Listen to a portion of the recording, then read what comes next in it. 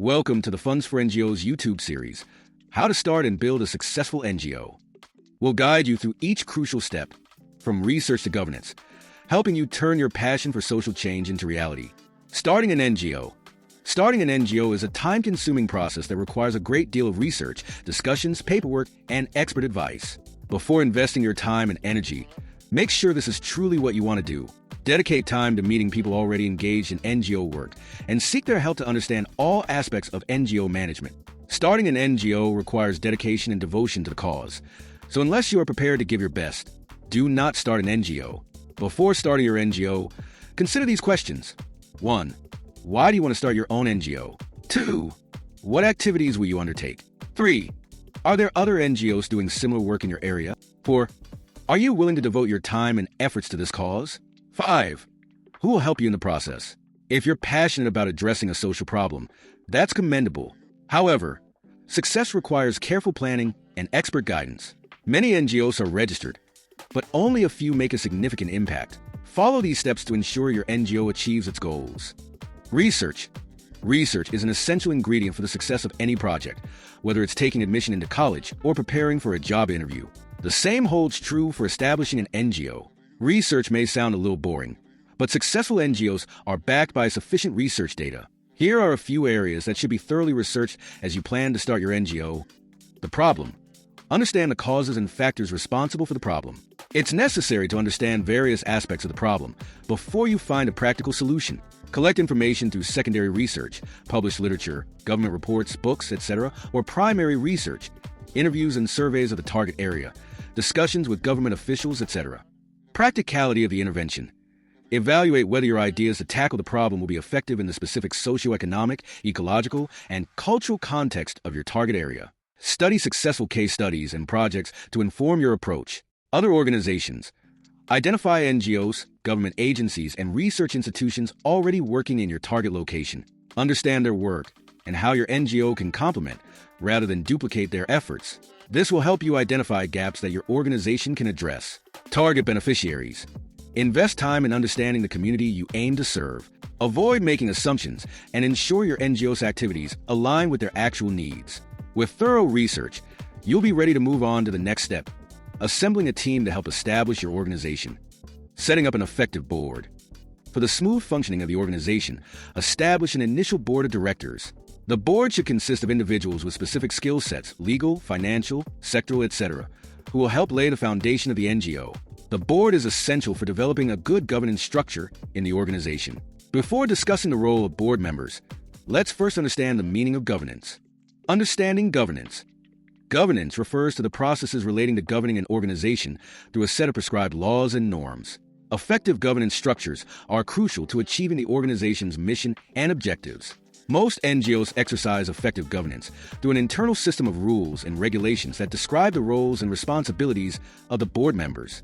The board members of the NGO are responsible for establishing the guidelines for the organization's operation. NGOs should develop a governance plan that reflects their mission, vision, and structure. The governance plan should ideally include rules relating to the process of appointing board members, structure of the governing body, responsibility of board members, roles and duties of project managers, policies related to communication, HR, and administration, the process of conducting meetings and events, compliance with legal procedures. Advantages of good governance structures in NGOs. Good governance structures provide several advantages, including 1. Enhancing employees' trust in the organization. Employees and staff are more likely to trust the organization if it has proper governance structures. 2. Supporting the organization in achieving its mission and vision. The governing body ensures that all activities align with the organization's vision. 3. Enhancing stakeholder confidence. Good governance structures increase confidence among stakeholders about the management and operations of the organization. 4. Providing stability to the organization.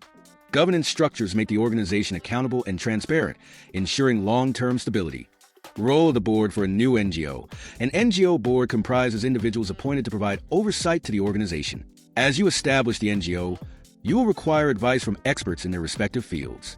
Start with an initial board of 4 to 5 individuals who are passionate about your cause and willing to support your organization.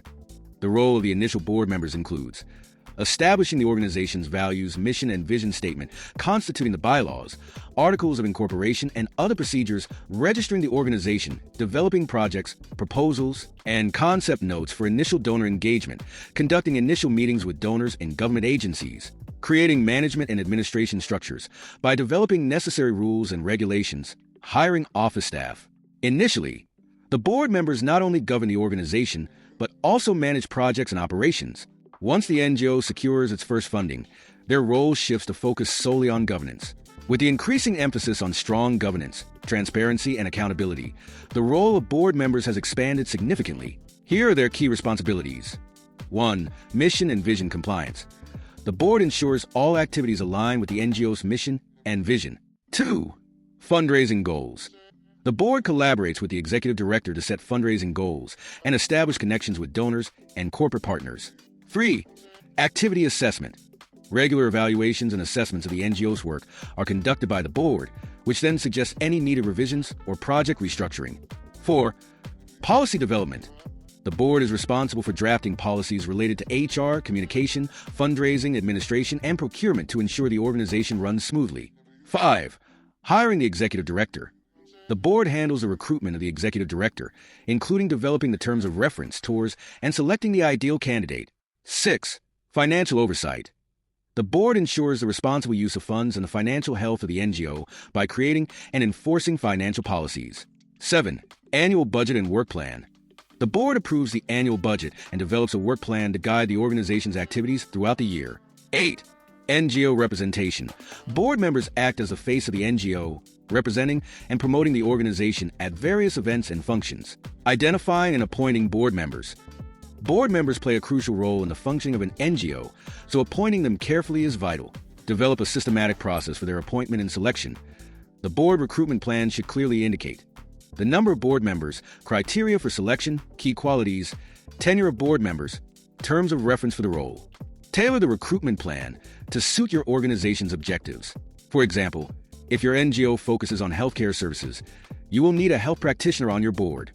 Look for the following qualities in candidates: passionate about your organization's causes, past experience in NGOs and social work, effective communication and interpersonal skills, ability to lead a team, expertise in a particular field, finance, legal, sector-specific, strategic thinking.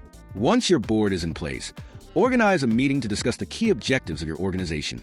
Share your research data and discuss the issues your organization will address. These board members will help you establish your NGO, so ensure everyone is on the same page and agrees on the important aspects of NGO management and governance. Stay tuned for more in this series, where we'll explore topics like establishing the vision and mission for your NGO and more.